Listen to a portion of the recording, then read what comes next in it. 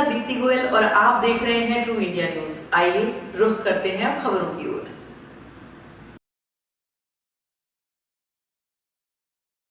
के तत्वाधान में मैं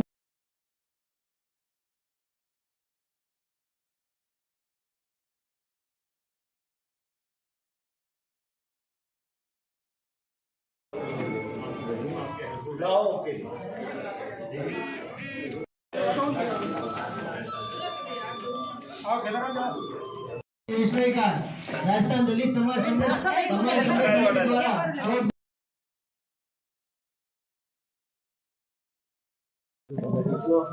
मैं भी बोल लूं।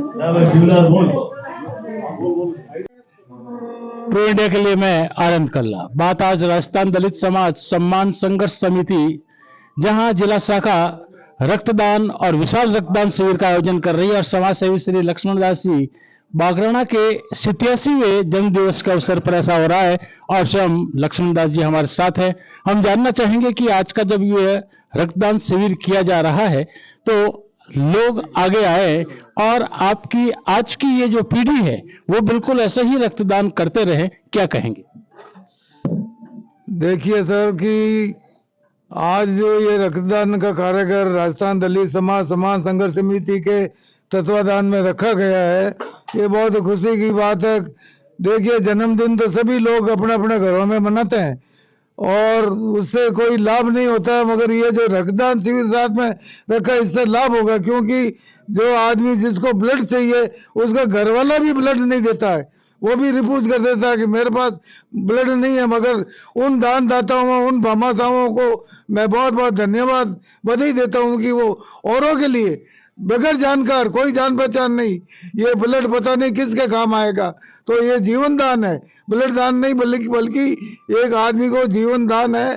तो इस ये जो आज का जो कार्यक्रम हमारी राजस्थान दलित समाज सम्मान संघर्ष समिति के तत्वाधान में किया गया है, बहुत ही अच्छा कार्यक्रम है और आप लोग सभी पधारे और आपने आशीर्वाद दिया।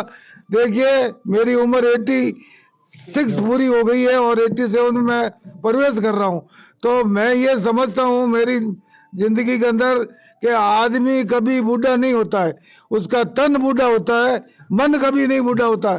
तन बैठ जाए कि सो जाओ तो सो जाओ और तन कहता है नहीं उठ के चलो काम करो सेवा करो। तो मेरे को रेलवे से रिटायरमेंट हुए 32 ईयर्स हो गए, मैंने 34 ईयर्स रेलवे की नौकरी लोको पायलट की नौकरी की मैंने, और मैंने 4 साल बिफोर सेवानिवृत्ति लेकर के समाज की सेवा की। आज समझा समाज के अंदर शिक्षा का विस्तार किया, आज उसी की कृपा से बाबा साहब के बताए रास्ते पर हम चले, जिससे मेरी एक बड़ी बेटी लड़की है संतोष बागराना, वो प्रिंसिपल है, एक मेरी छोटी बेटी ये टीचर है और एक ये मेरी जो है एडवोकेट भी बन गई है और इंग्लिश की टीचर भी है, और हमारे जवाई साहब भी सब बड़े बड़े पौधे पर है। वो शिक्षा के लिए, शिक्षा वो शक्ति है जो जैसे शेर का दूध पियो और शिक्षा ग्रहण करो, जो शिक्षा को ग्रहण करता है वो दौड़ता है, शेर की तरह दौड़ता है, क्योंकि शिक्षा के अंदर शक्ति है। जब हम शिक्षित बने, हम अंग्रेजों के गुलाम थे, उस समय हम पढ़े लिखे नहीं थे, शिक्षित नहीं थे। जब हम शिक्षित हुए तो हमें ज्ञान आया कि आज हम गुलाम हैं। क्यों गुलाम हैं? कि हम शिक्षित नहीं हैं।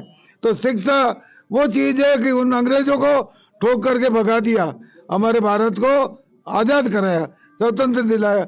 आज उसी स्वतंत्रता के मेहरबानी से आज हम यहाँ बैठे हैं और मैं श्री निर्मल जी गहलोत को बहुत बहुत धन्यवाद देता हूँ कि उन्होंने ये ब्लड सेंटर महाराज श्री श्री शिवशंकर जी महाराज रविशंकर जी महाराज के नाम पे ये ब्लड डोनेशन का जो मतलब एक केंद्र बनाया है, उसके लिए बहुत बहुत धन्यवाद और साधुवाद देता हूँ निर्मल जी को वो बड़े आगे बढ़े, फले फूले और इसी तरह सेवा करते रहे।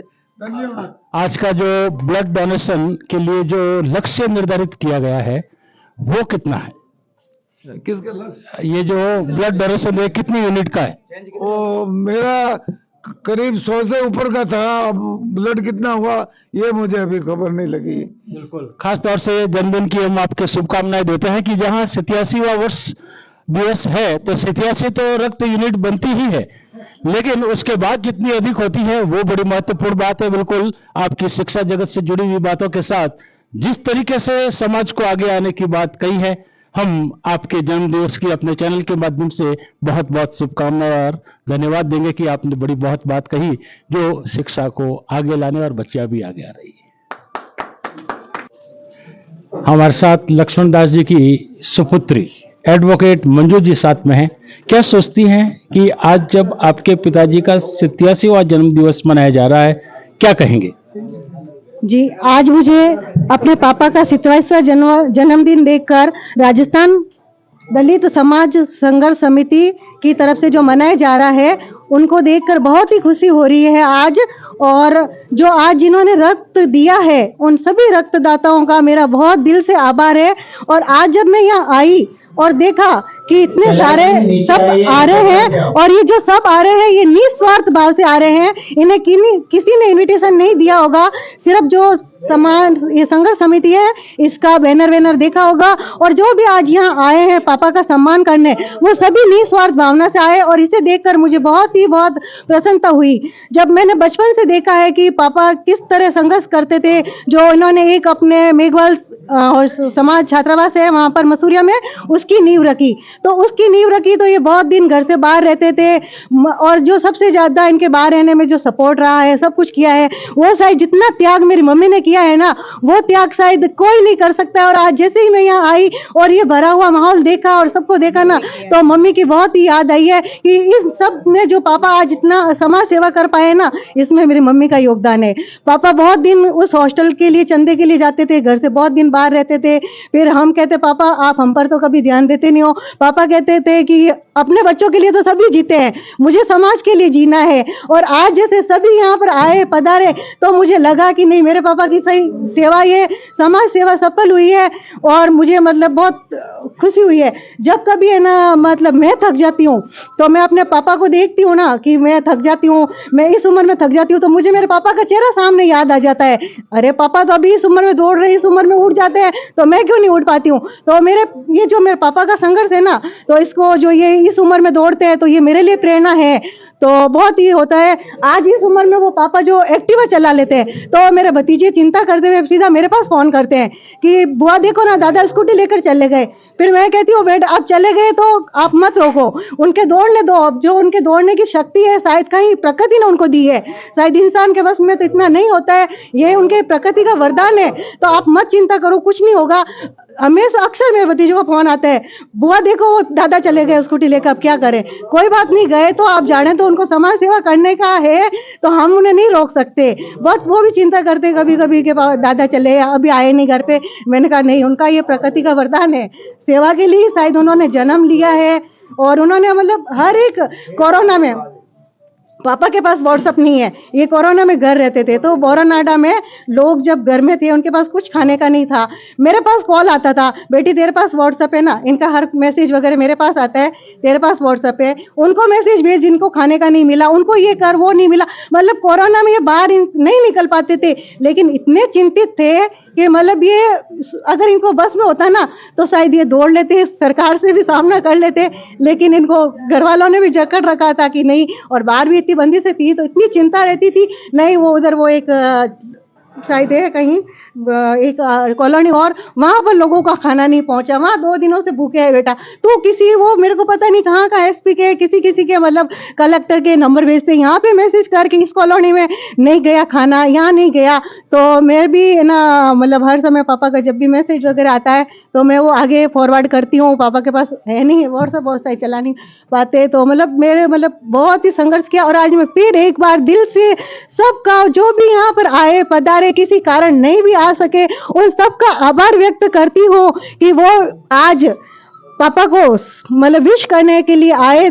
ये बहुत ही अच्छा लगा है। और रक्तदाताओं का तो दिल से है कि उनका एक ही बूंद, ये एक बहुत सच्चा उपहार है उनका ये ब्लड, कि किसी की जान बचा सकता है। आज घर वाले जब कभी हमारे भी, मेरे भी हस्बैंड इनकी राह पर ही समाज सेवी है, तो उनके पास भी कॉल आते हैं कि ब्लड चाहिए कुछ कर, तो मैं सोचती हूँ कि घर वाले नहीं दे पाते और दूसरों से अपेक्षा करते हैं कि ब्लड मिले, तो मैं तो सबको ही कहती हूँ कि हाँ, आप अपने घर वालों को भी दो और दूसरों को भी दो जरूरत पड़ने पर। और आज इनका ब्लड ये जो दे रहे हैं, ये सबसे बड़ा आज इनके 87 जन्मदिन का उपहार है। इससे बड़ा कोई उपहार नहीं हो सकता है। उनका सबका एक बार दिल से बहुत बहुत आभार, धन्यवाद। और इसी राह पर मेरे भतीजे, मेरा भाई जो नहीं पढ़ पाया, लेकिन वो भी इनकी राह पर ही, मतलब बहुत बार, अभी वो थोड़े कमजोर है, बहुत बार ब्लड दे चुके हैं, शायद वो 11-15 बार तो दे ही चुके हैं। वो मैकेनिक होते हुए बहुत बार, और शायद इनके पोते भी इनकी राह पर ही चल रहे हैं, सब इनके साथ है। आपका बहुत बहुत धन्यवाद। बहुत बहुत धन्यवाद आपका कि इनकी सुपुत्री क्या सोचती है। एक दूसरी सुपुत्री जो आपके अध्यापिका के रूप में अपनी भूमिका निभा रही है, यही नहीं, एक बच्ची, जैसा कि हमने सुना, प्रिंसिपल के रूप में, ये सब एक प्रतिनिधि के रूप में काम कर रहे हैं। केवल थोड़ा सा आप क्या कहेंगी पिताजी की इस जन्मदिन के अवसर? मेरा जो आगे बढ़ी हूँ, मैं अध्यापिका पद पे हूँ, तो पापा का बहुत सहयोग रहा, हर कदम पे मेरा साथ दिया, और आज उन्हीं के सहयोग से हम आगे बढ़ी हूँ। और और इन्होंने मेरे, मतलब मेरा तरफ नहीं, सभी बेटियों का ध्यान रखा है, तो ये बहुत सराहनीय काम है और आगे भी करते रहेंगे। भगवान इनकी लंबी उम्र करे और सभी का साथ रखे और सभी का प्यार मिले। और जो ये प्यार मिला ना, आज हमारा दिल इतना खुश है कि आज हम इनकी बेटियां हैं, और जो इनसे मिलने वाले हैं ना, वो भी खुश है कि हम इनके तत्वाधान। आपका परिचय? मैं शशिकला बागराना। और आपकी बहन जो प्रिंसिपल है, उनका नाम? संतोष परिया। तो बिल्कुल इसी तरीके से जब बेटियां आगे आती है तो समाज का विकास होता है, और जो खुशी बच्चों को मिलती है वो और किसी को नहीं मिल सकती। बिल्कुल ऐसा ही संदेश लोग अपने जन्मदिन पर इसी तरीके का कार्यक्रम करके समाज को संदेश दे सकते हैं।